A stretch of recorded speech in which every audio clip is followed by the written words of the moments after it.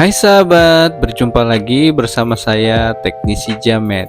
Nah, di video kali ini adalah tutorial penyambungan kabel untuk melakukan pengetesan pada kipas angin atau saat kita akan melakukan reparasi pada kipas angin yang sudah tak terpakai.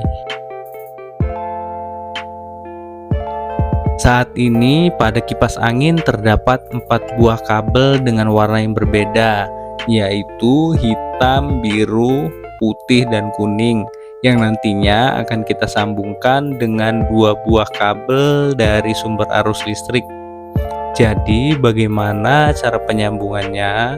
Yuk kita langsung saja simak video berikut ini.